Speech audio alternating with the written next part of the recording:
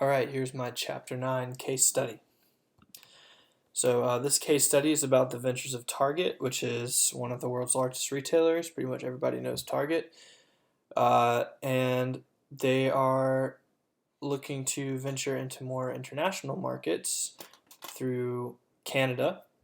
And this case study goes into the methods that they use to make their way into Canada and what successes and failures they met in trying to do that.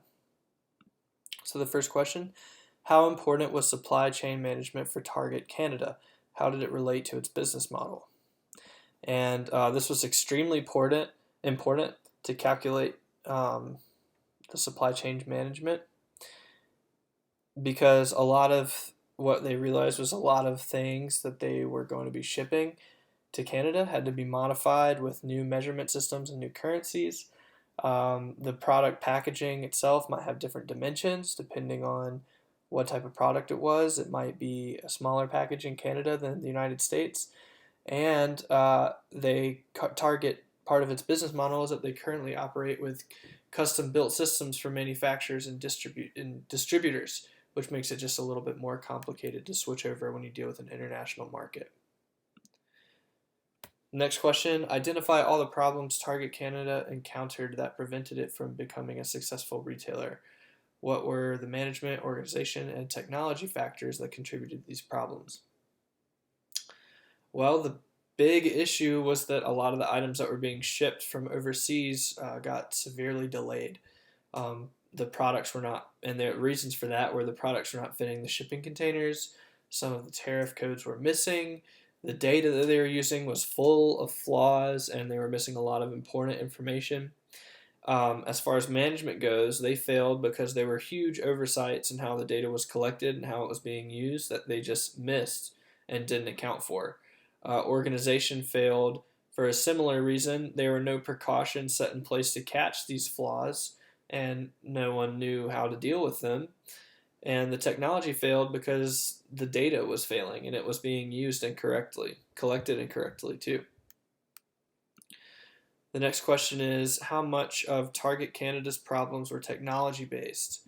And I actually think that there's not a lot of blame that should be put on the technology.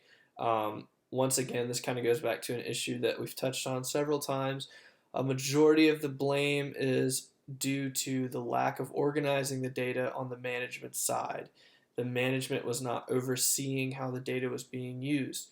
And you can't blame numbers for being numbers. You can only blame the people for not using them correctly or not adjusting them correctly. Having the initiative to do that is what they were lacking. How responsible was management for Target Canada's problems? And touching back on what I just answered, I think they were extremely responsible. You can't just blame data collection for not having intuition. It's a program, it's a system of data. It doesn't have a thought like that. You have to make the initiative to adjust the data to account for what you need. Intervention and observation were extremely necessary to make sure that everything was going to run smoothly, but this was not the case.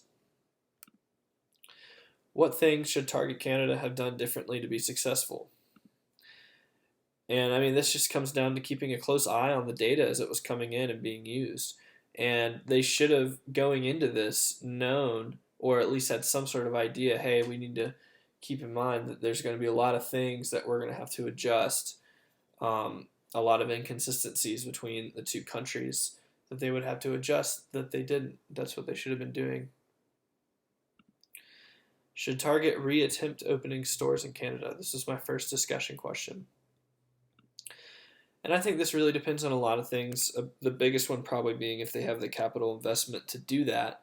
If this is something that they feel will truly help them in the long run, then by all means, and they have the resources to do it, then by all means they should do it. But if this is something that was only really fitting for that period of time and it doesn't really apply to their needs anymore, or they don't have the resources for it, then they shouldn't do it. They should avoid it, but they should learn from their previous mistakes in failing to do so, and hopefully they've already done that and just move forward from that.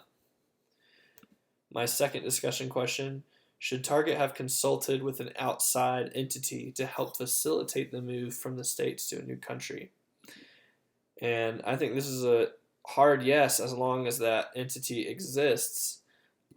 Besides the fact that they missed extremely obvious and apparent issues, such as inches to centimeters between the States and Canada, there were probably also a lot of subtle changes that they wouldn't have even known to account for, and that they probably missed. And if there was an entity that could dedicate themselves to making the transfer between these two businesses easier, that would really ensure that things were smoothed over a lot better. So in conclusion, there are many things that Target failed to execute in the transition from the States to Canada, but my biggest takeaway was that it was the management, once again, that was not implemented well. And we see that while IT solutions are a big deal to businesses wanting to reach into new areas and try new things, become more efficient, you can't implement those without the proper management behind it overseeing it. So that is my Chapter 9 case study. I hope you learned as much as I did.